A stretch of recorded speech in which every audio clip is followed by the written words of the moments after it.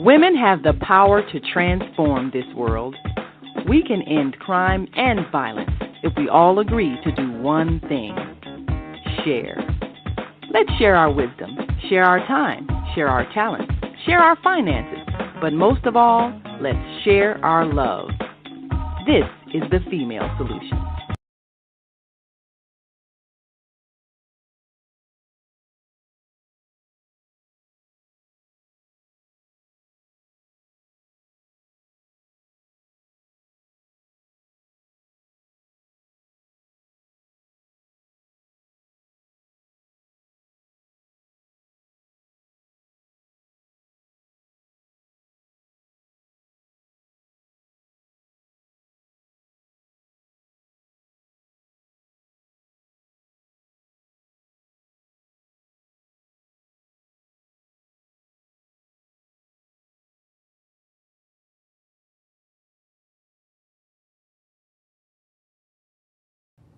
Hi, I'm Yhwhnewbn, and if you're watching this, that means you're one of the 4.6 billion people from around the world who are using an electronic device to talk to people.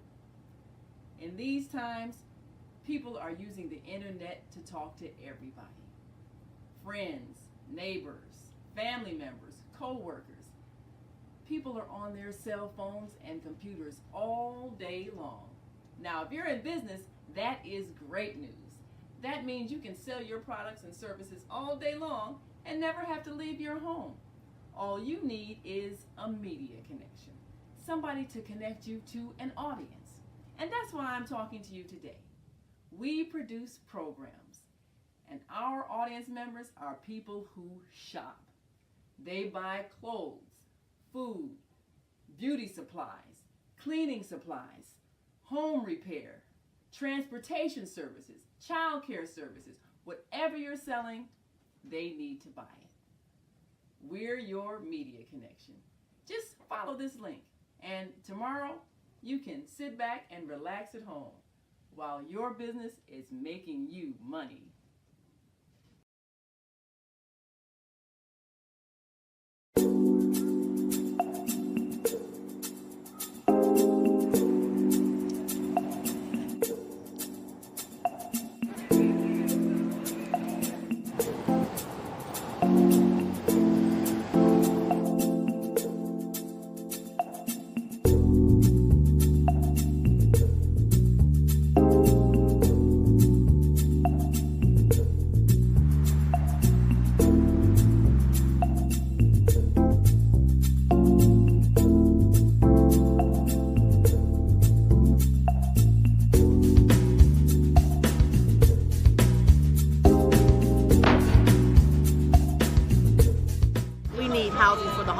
Because my little brother, in which we're doing this documentary for, Douglas Robinson, your death will not be in vain.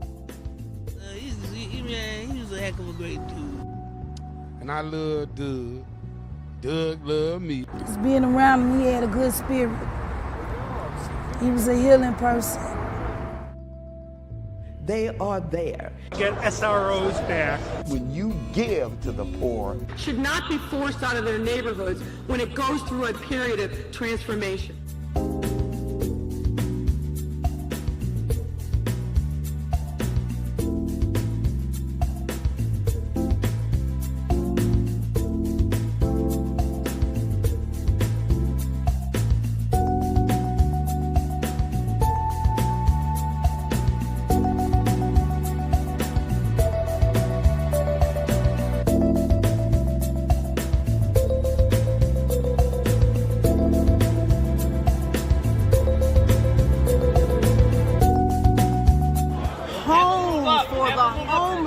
Because there are too many people who are losing their homes to taxes because they can't pay a $1,000 tax bill.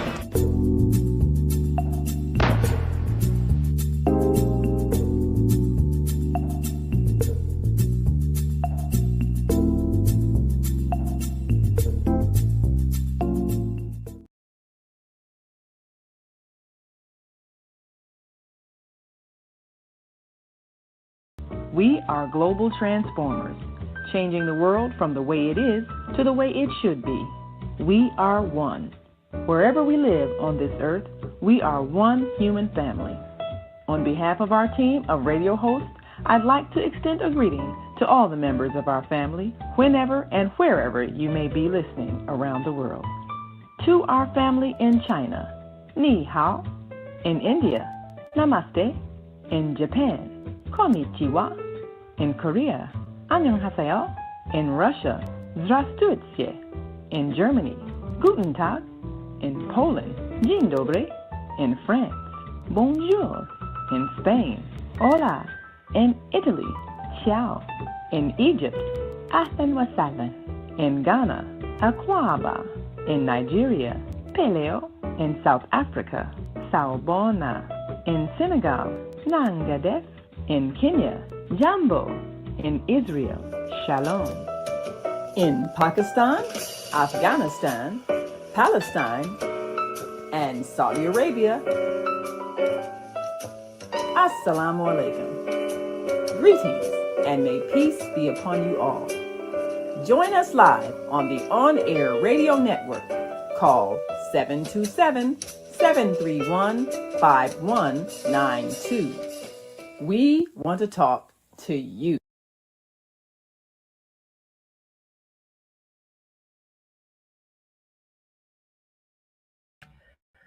Yes, we do want to talk to you, and we want you to talk to us too. I'm Naima Latif, and this is an opportunity for you to speak to our global family. As we say, give us a call, 727-731-5192. We're going to be right back in just a moment because we've got a lot to share, and we want you to be ready. Be right back. Stay with us.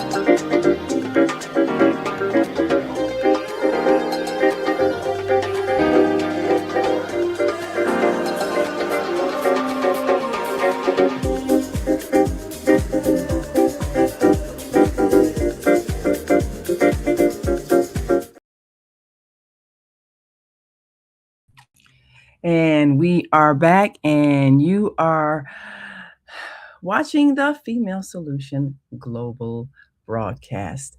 I'm Naima Latif, and we've had quite a week here in Chicago. There are those of us who might still be feeling a little bit sad about the outcome of our latest Bears game. But I had an opportunity to reflect on some things because it also came in the wake of the Dr. King celebration. And this was the annual celebration of the life and legacy of Dr. Martin Luther King Jr. And we really had a chance to experience some things that could possibly even have given us a little more appreciation for what Dr. King's legacy brought to us. And so I'd like to reflect a bit. One of the things that we talk about every year when we celebrate the life and legacy of Dr. King is how far we've come. And this year was no different in that sense.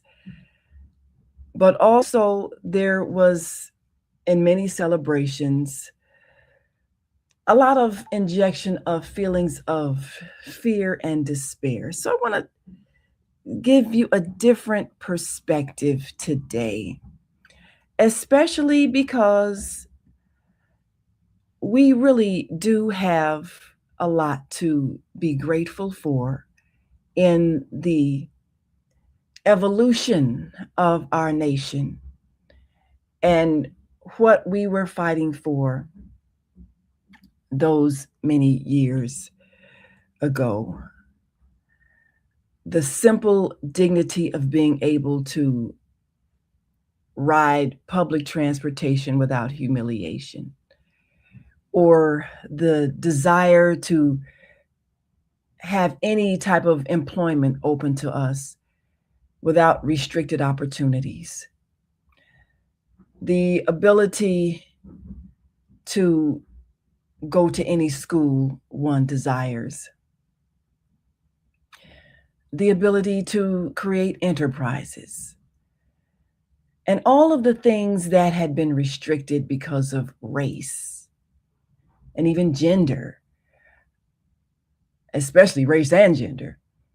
So, in looking back, I could see a lot of positive things to consider. I want you to think about this, because we tend to complain a lot about what we don't have instead of recognizing the things that we do have and the unlimited power that we have to continue to achieve.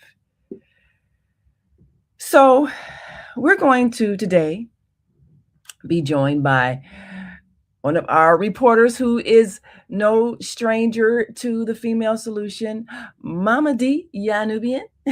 She is a reporter with the On Air Daily News, our media company that gives us a perspective of hope and high expectation and encouragement.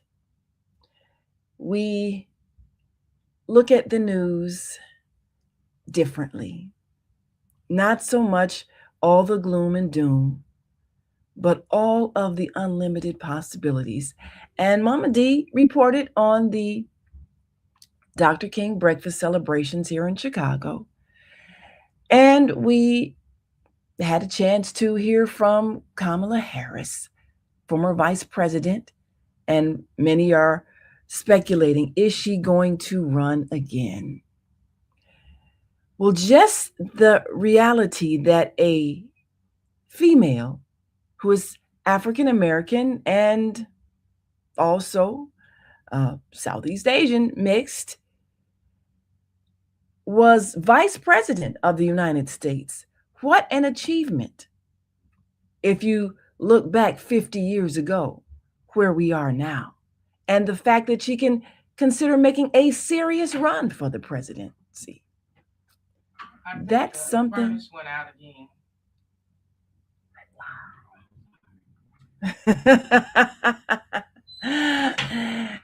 And that's something that we can be grateful for and recognize as a possibility and an achievement. And then we looked at our wonderful Chicago Bears, a brilliant quarterback who did his best and made some brilliant plays, some impossible throws.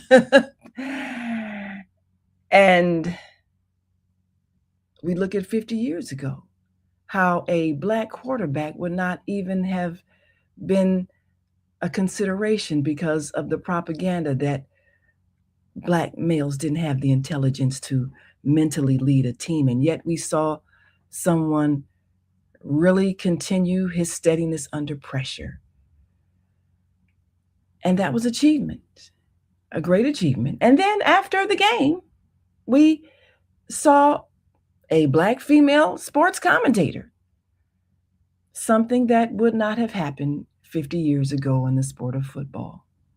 So just those things, we're looking at progress, powerful progress. We're looking at achievement, and we're looking at how we have so much in our hands, so much that we can be grateful for. So we're going to take a break and come back with our own on-air reporter, Mamadee. And as my wonderful associate has announced to the world, we're going through some challenges at my location. But as always, we're dedicated to bringing you information that inspires, because we are ascending. And we have a team of hosts that remind us of this every day. We'll be right back. Stay with us. Welcome to Master Force with Mushim Suit. Join us each week on Thursdays at 7 a.m. Central, live on Facebook and YouTube on the Female Solution page, as we dive into powerful topics designed to assist you in mastering your life force. Our conversations feature a diverse lineup of experts, all dedicated to your growth. Tune in weekly to discover new ways to elevate your spirit and raise your vibration. And remember, we are ascending. What's up, guys? It's Osada, the host of the Gathering of the Griots podcast, part of the Female Solution. Want you to join us every Tuesday morning from 7 a.m. to 8 a.m. And guess what we do? We interview authors of the Soulful Chicago Book Fair. The books, the experiences, the lifestyles, all of it with fervor. So be there right on the Soulful Chicago Book Fair YouTube page or on the Female Solution Facebook page. We look forward to having you and all our literary essence. Peace.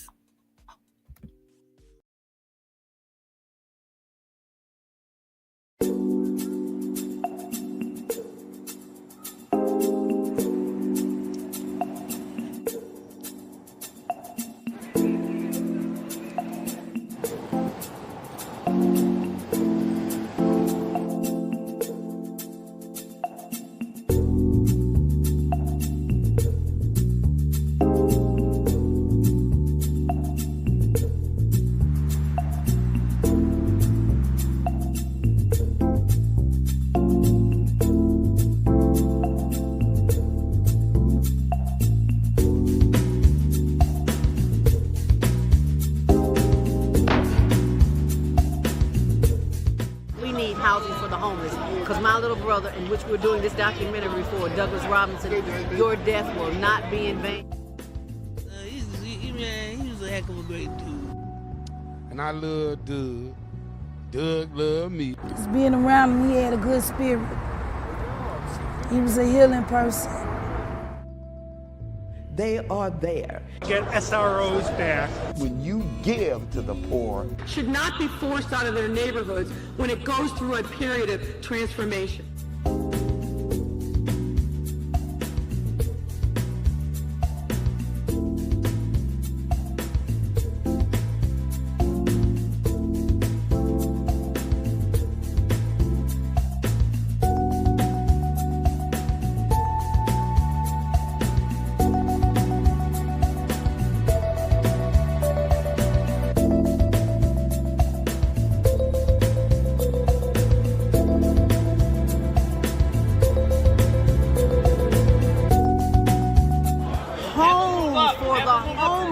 Because there are too many people who are losing their homes to taxes because they can't pay a $1,000 tax bill.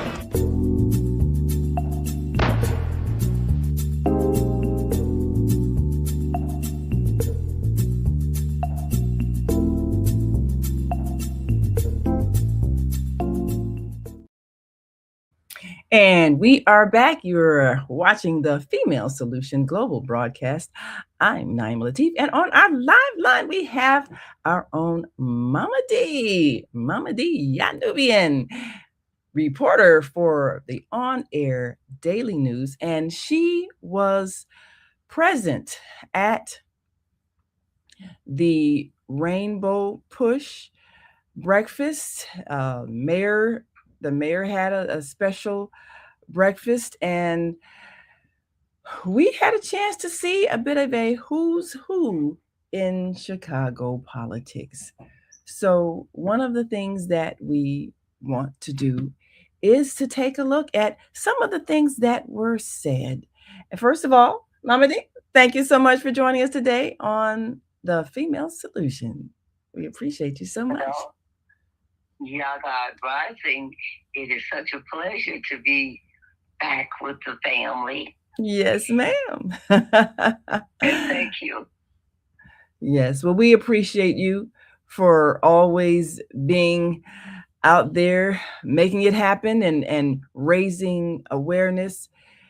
We've been looking at, some of the positives in this year of celebration with Dr. King. And one of the positives is the fact that there is an African-American female who is being seriously considered for the run for the presidency. And so many people were looking forward to whatever statement she was going to make in regards to that, because we know that there's time for a change. And we're going to pull up on the screen here your photo from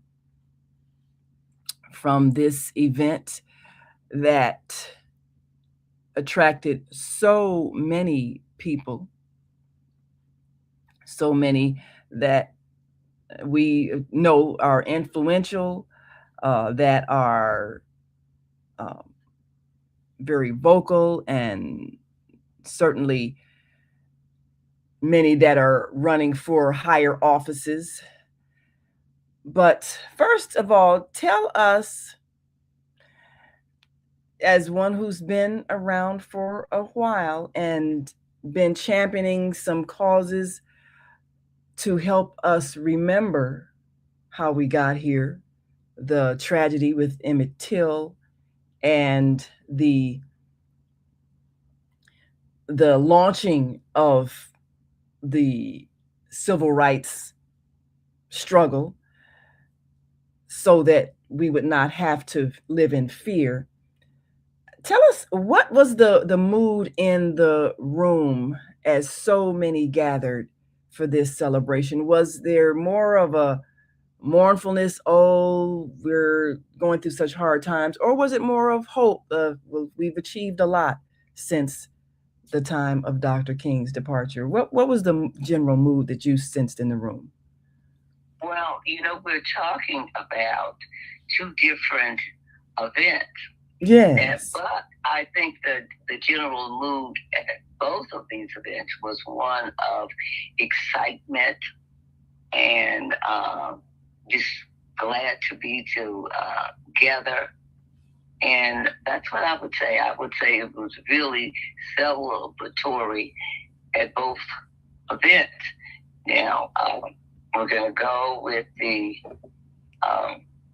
caption that you put up, Rainbow Push, a beloved community. That was their theme for their 36th annual Reverend Dr. Prophet King's breakfast. And then there was the mayor's breakfast that was on Friday. This was on Fridays, and Rainbow Pushes was on Monday. So, which let's talk. Let's first go to talk about line that came before both of them, because we had our 42nd annual Global Community Commemorating King Days. We had our 42nd annual, so we're a little older than the 40th anniversary for the city and the 36th anniversary for Rainbow Push. Yes. So, I'd just like to say this. You know, I started my freedom fighter work at the age of 5, when I refused to give up my seat on the front of the bus and went home and all hell broke loose. But so that's 75 years a freedom fighter, and I'm no ways tired. Well, we certainly appreciate your stick-to-itiveness and not giving up. But tell us about before we get into the mayor's breakfast and the Push annual breakfast, tell us about your celebrations that you've been doing for so many years to remind people of the history, those who did not live through it. Okay, well, we had our 42nd annual Humanitarian Day, January 15th. And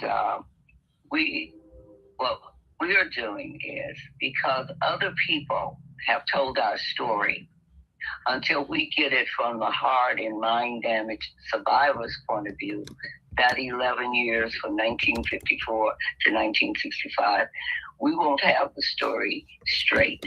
And those 6-year-old children in the Brown case that were too young to express themselves with words, dolls were used to prove the case, which they said the segregation laws were unconstitutional because they only existed to keep the status of the Negro down. They didn't say black and brown or people of color down.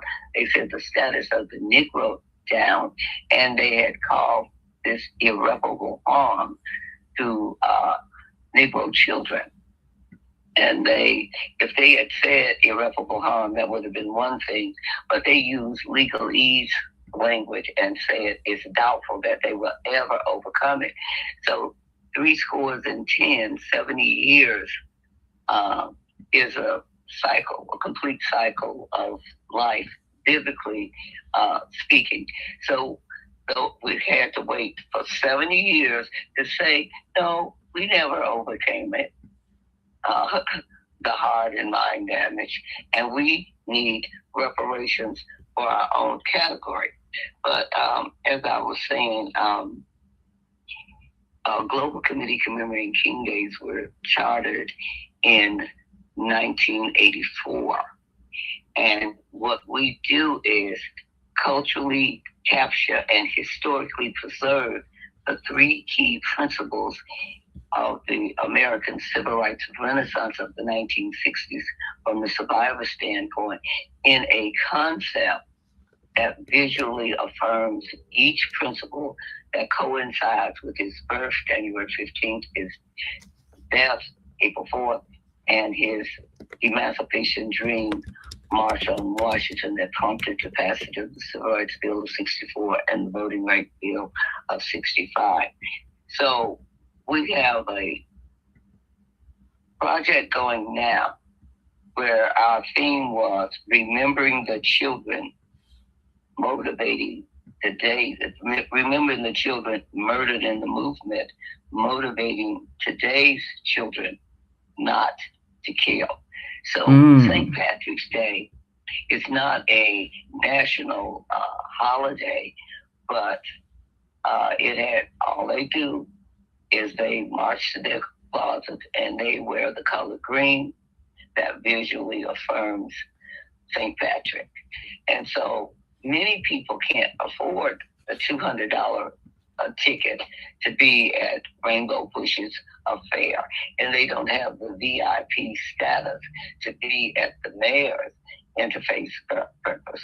But everybody can march to their closet and out of a sense of respect, not just say, I'm wearing white socks, but you wear white like Irish wear green. You wear black like Irish wear green. And so on January 15th, that is our humanitarian day, a day to show some respect for those unsung humanitarians that fought the principles of, that challenged the principles of white supremacy practices and changed America's unjust law of racial segregation, at least legally on paper. They did that. So we wear the color white and focus on human and civil rights principles. Now, when you put on white in January, somebody might ask you the question, what are you doing with all that white on as cold as it is outside? Then you can tell your history. I'm wearing this white because it's the January 15th is the actual birthday of Reverend Dr. Prophet King, and he focused on the principles of human and civil rights. And then likewise, when you're wearing the color black on April 4th, Victims of Violence Holy Day, not holy because Dr. King was assassinated that day, but holy because of the sacredness of innocent bloodshed, whoever blood it is. So we focus on the principles of nonviolence, using non-carnal weapons. You know, it was really something when you had no Army, no Navy, no Marines, no federal, state, city police, or other militia, and you were going against that military force with your soul force, and you emerged victorious because the weapons of your warfare were not carnal, but had that divine power to pull down the strongholds of evil that we have experienced as a people since we were kidnapped and captured on the boat. So you're wearing the color black, and it's somebody's going to ask the question, it's the springtime out here. What in the world are you doing with all that black on? And you can visually affirm the principles, and this was his actual assassination date, April 4th. And then August 28th, black and white colors. And they visually affirm moral principles of righteousness, justice, peace, peoplehood, and cultural coexistence in the spirit of way of, which means we are one. And so those are the three key principles of the American civil rights renaissance of the 1960s. It was a renaissance, a rebirth of freedom. It wasn't the first time freedom had ever come up. So now we have a children's history project in which we are asking the students to write why, in a letter, tell why there should be a children's history category. And the children murdered in the movement, the 4 little girls, age 11 to 14, Emmett, and also together with his mother on a stamp, because if it hadn't been for her, none of the other things would have been possible. if it had not been for her decision. So we want Emmett and his mother together on the stand, and then we want the 4 little girls together on the stand. And involve the children of today. They need to know that our children were freedom fighters. You know, once they were registering people to vote and everything, and sharecroppers was all excited and marching with Dr. King. But when you left town, now you got to face the consequences. The white people said, you were in that march. You got to move. You were in that march. We're going to foreclose on your loan. You were in that march. You were fired. So the adults were intimidated into silence. And that's when the little children stepped up to the plate. Wow. As young as 6 years old, they stepped up to the plate. The children, it's a grammar school. We're not talking about high school. We're not talking about college. But the children, they marched. They were beaten. They were jailed. They were fire hosed down. They were bitten by police dogs. And these 4 little girls in a church bombing on a Sunday were murdered. But the scores of children that lost eyesight and limbs blowing off, we don't even talk about that. So what we are doing during this humanitarian week kicks off on January 15th, ends on January 22nd. We are going to the various schools. You know, when I created the idea personally and wrote the ordinance for Emmett Till Road that resurrected his legacy that had been buried for 30 years, I couldn't get any letters of support because people are just, well, that boy didn't do anything, and what good is that going to do? So it was necessary for me not only to draft the ordinance, but go to each alderman. There were 7 on 71st Street.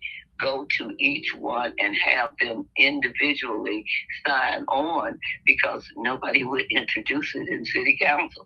So when each one of them individually signed on, we couldn't get Alderman Lawrence Bloom from, even though he had a predominantly NAA area, we couldn't get him to go from Stony Island to South Lakeshore Drive.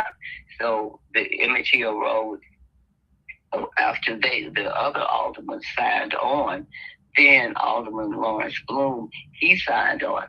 So Emmett Till Road went from South Lakeshore Drive to Kidsey. But after the 5 aldermen had signed on, when Alderman Bloom signed on, he amended it. So if you look at the law, you'll see his signature, but you won't see the 5 colleagues' signature on L Till Road. So what we're doing now is, you know, everything happens for a reason because we didn't get the L Till Road past Kidsey. Now we can go from Kidsey to Pulaski, which is the end of the 71st Street, and have Mamie and L Till Road. So this is what we are working on now. Now the aldermen involved in that are 17th Ward Alderman David Moore, 18th Ward Alderman Derek Curtis, and then we have Tobias, the 23rd Ward. So what we're doing this week is we're going to all the grammar schools and asking the children in these particular wards to write their letters. And then we'll go back to the Board of Education and ask all of the public school students and private schools also to write these letters. We are shooting for at least 1 million and to have a children's history category. Wow, that's powerful. That is powerful. Well, you're listening to Mamadee, reporter for the On Air Daily News. We've got the photo that she took at the Dr. King breakfast. We're going to also talk about the award presented to Mrs. Jacqueline Jackson at the mayor's breakfast. And we're going to talk about the legacy of many of the families who sacrificed, the Jackson family being one of them. And as you said, so many have borne the brunt of the struggle with backlash that happens when you step up to protest. We've got a couple of comments here we'll take before we take a break. And well, grand rising to Lawrence Lenoir, and he said, we need donations of healers. Yes, of heaters. Yes, we are going to continue to look out for the least fortunate. And our dear sister Zelda has been out with those who are in the frigid cold these days in Chicago. You know, it is hitting below zero feeling temperatures, and she is certainly championing those who are not in need. And we played the video a couple of times to remind us of that reality, that we have people struggling. And so, Mamadee, we're grateful that you are bringing awareness to this situation and reminding us of how our children stepped up to continue the fight when the adults were blocked.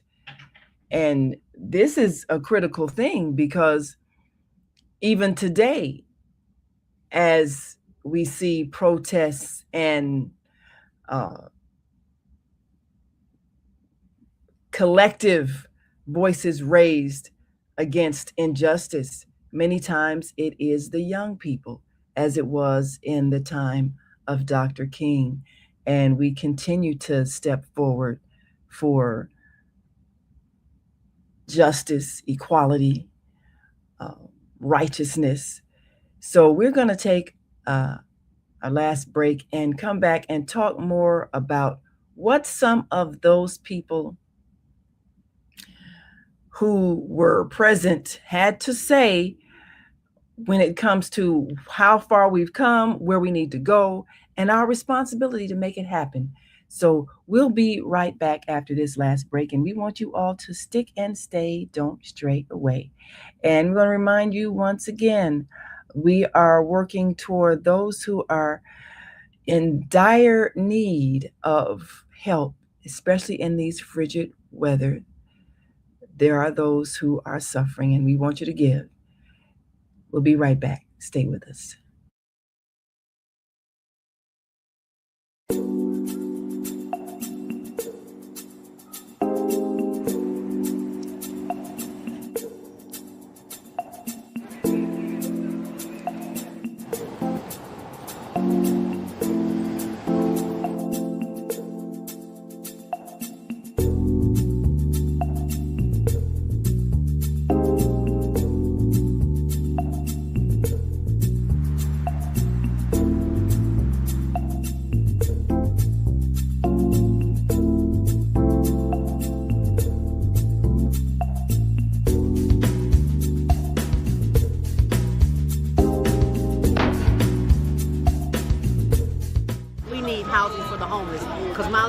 In which we're doing this documentary for, Douglas Robinson, your death will not be in vain. He was a heck of a great dude.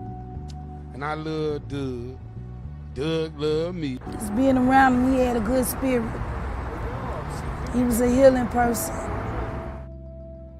They are there. Get SROs back. When you give to the poor, should not be forced out of their neighborhoods when it goes through a period of transformation.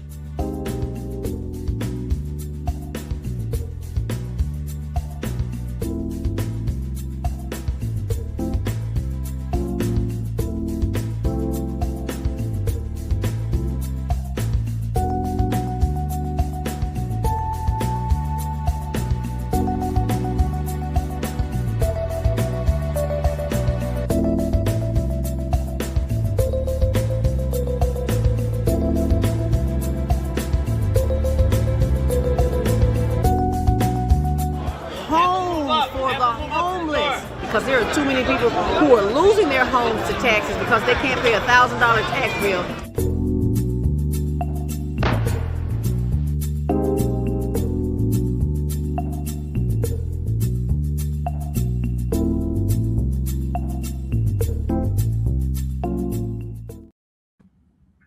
And we are back, and you are watching the Female Solution Global Broadcast. We are joined by Mamadee, who is a reporter for the On Air Daily News and a longtime activist. And she has been giving us a history lesson when it comes to work that needs to be commemorated. She is head of the Global Committee commemorating King Days, which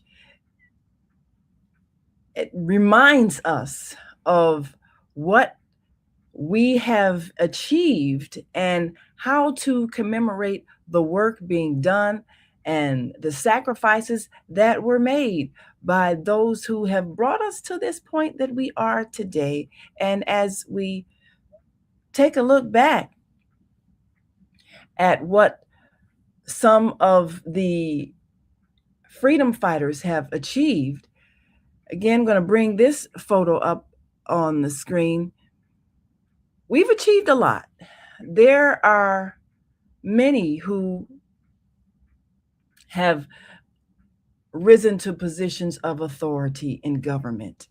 And so we can't say that we are still struggling for basic respect and have no access to power. We have achieved the highest position in the nation. So first of all, Mamadee, give us some insight on that mayor's breakfast in which Kamala Harris, keynote speaker, and everybody was wondering, well, is she going to announce that she's running for president? And should we expect that she's going to take on the challenge of the Trump administration? One of the things, of course, that happened is a great woman among us was honored. But tell us about the mayor's event. Well, the mayor's event, it was called the 40th Annual Interfaith Breakfast, and their theme was defending our democracy, protecting our rights. And that was on January 16th. But it's important that we as NAAs, Indigenous, Negro, American, Africans, claim the country, but never forget the continent. It's important for us to at least know those three things. These days of respect, so you know when Dr. King was born, when he died, and his Emancipation March and on Washington, what that meant. So at the breakfast, all we can do is speculate about will former VP run for president. But I think we can also speculate that our own Governor JB has his eyes on that presidential seat and here in Illinois. And so it would be kind of risky business. I don't know if you agree or not, for her to be talking about launching anything here against the 15th richest family in the world. So she didn't talk about that. She talked a lot about being sick and tired of being sick and tired, and how people want us to be afraid today and turn on each other. And instead of throwing up our hands, we should roll up our sleeves and bear down. So she got upset and hopefully she ended her. Well, that was great. With bear down. Bear down. No, that was, yeah, of course. Bear down, Chicago. That was cute. Yes. So now I have here up on the screen the photo you took of the mayor presenting Mrs. Doctor, I believe, Jacqueline Jackson. I know she's gotten some honorary doctorates with an award. Tell us about that. She received the Freedom, the Champion of Freedom Award, along with one other person that received it. But she started out by saying she could not accept that award without mentioning all the people that had championed her life. And she began with her mother, wow, who she said was 17 years old. Wow. And she decided to allow her to have life when she didn't have to. Wow. And then she thanked the babysitters, the housekeepers, the all the people that she had come in contact with. Of course, her husband and his broad shoulders that she stood on, and the shoulders that both of them stood on. And she went on to talk about that, don't let anybody false you but God. Wow. And it was just the grace that she showed as she talked about every single person that had been part of her life, and wow, how they had contributed to her life. And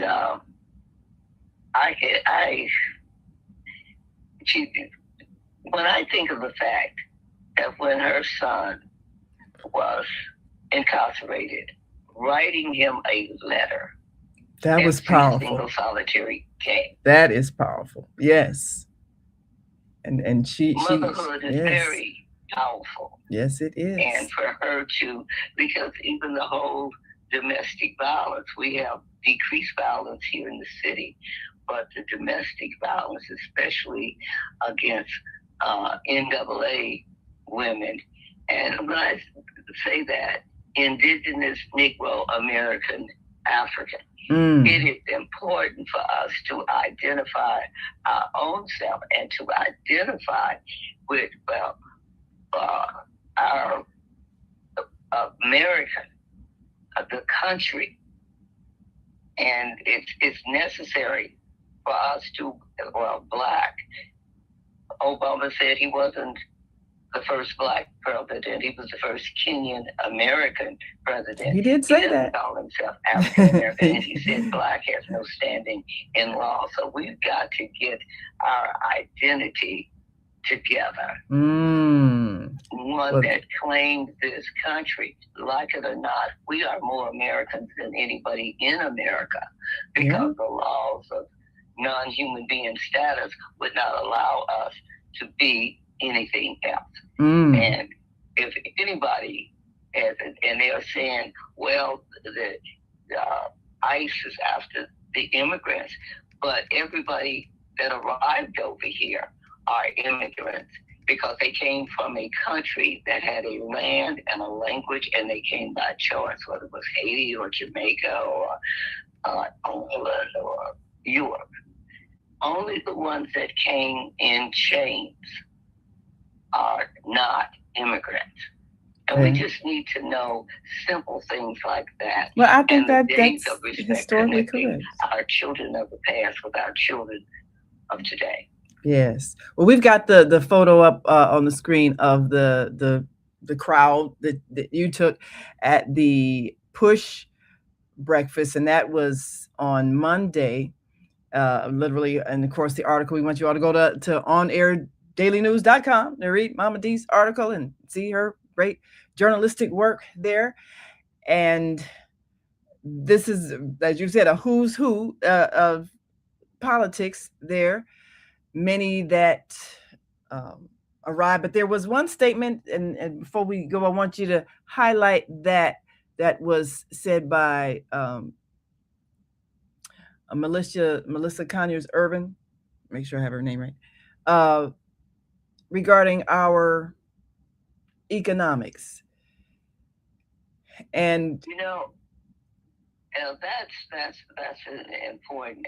We have made many gains, and I think maybe we took those gains for granted, and we have actually rolled back. And when you talk about, we used to have this, and there was no Arabs in our neighborhood with the grocery stores that we have to go to get our food. If you wanted Chinese food, you went to Chinatown. They wasn't in our neighborhood doing nails and feet, making more money than the barber whose shop they are occupying. So while we were busy some kind of way, we let people ride our backs. And Reverend Dr. Prophet King told us, a man can't ride your back unless it's bent. And so there was a study done how domestic violence has increased, and for every one white girl that was sexually assaulted, there were 14 black girls. Oh my gosh. Sexually assaulted. Wow, that's a show in itself. Wow. The points that Minister Farrakhan was trying to make at the Million Man March is to build that relationship with your family. And that's where we are today. Like the Vice President said, people are turning on each other, and that it was just time to, instead of throwing up our hands, to roll up our sleeves and bear down. And we can always talk about what would he have done, but the point is, what are you doing now? Wow. Well, that's a great point to end, and we're about out of time. And Mamadee, as always, you have been fabulous. We appreciate you so much. Always part of the family, coming back and giving us the report of what we have done, what we are doing, and what we should do in the future. Absolutely. What are you doing now? That is the message. We thank you so much, Mamadee, reporter for On Air Daily News, out there getting that information on not only the Dr. King breakfast, but the work that needs to be done to commemorate those who have made all those gains possible that we have achieved. So I thank you so very much. And you talked about the Global Committee commemorating King Days. What is the next significant day that we need to look out for? Last thing before we go. Well, that is Mamie and L. Till Road, the first street in America named after a mother and child. So we're looking forward to that, and looking forward to anybody that knows any grammar school children, have them write a letter telling us why these children should have a children's history category and a lasting memorial to their sacrifices. Absolutely. And that is what we're working on now, connecting the children of today with those of the past so that the beat can go on. Mrs. Jackson said she was part of the future. Now she's part of the past, but she is living in the present. And blessed are you that your days are long on the land that your God has given you. Yes, We're in the commandments. So we are a blessed group, and our numbers are expected to double by 2030. 1 in 5 will be over the age of 65.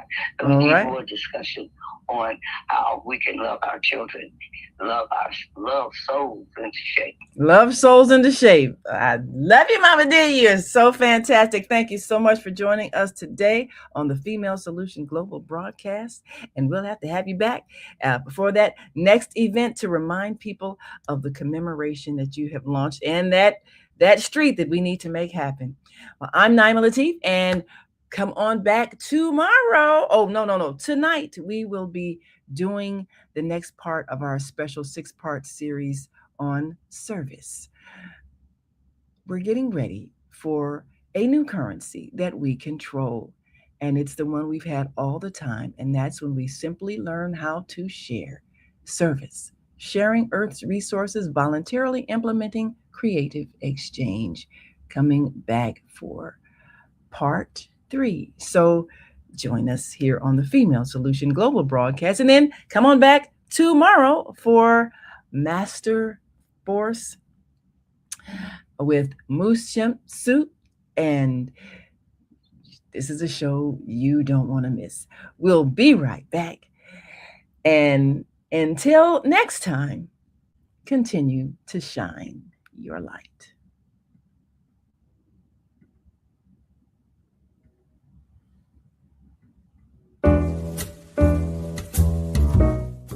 We've come to the end of our show today. If you missed any broadcasts, go to our website for the audio and video archives at www.thefemalesolution.com. On behalf of our team of radio hosts, I'd like to thank all of you who participated in today's discussions. And to our global family joining us from all around the world, we say thank you. To our family in China, xie xie. India, Yhwhnewbn. Japan, arigato. Korea, kamsamnida. Russia, spasiba. Germany, danke. Poland, dziękuję. France, merci. Spain, gracias. Italy, grazie. Egypt, shukran. Ghana, madasi. Nigeria, eshe. South Africa, Yhwhnewbn. Senegal, Jareth. Kenya, asante. Israel, toda. Pakistan, shukriya. Afghanistan, tashakur. Saudi Arabia and Palestine, shukran. Assalamu alaikum wa rahmatullahi wa barakatuhu. Thank you, and may peace be upon you and the mercy of God and God's blessings.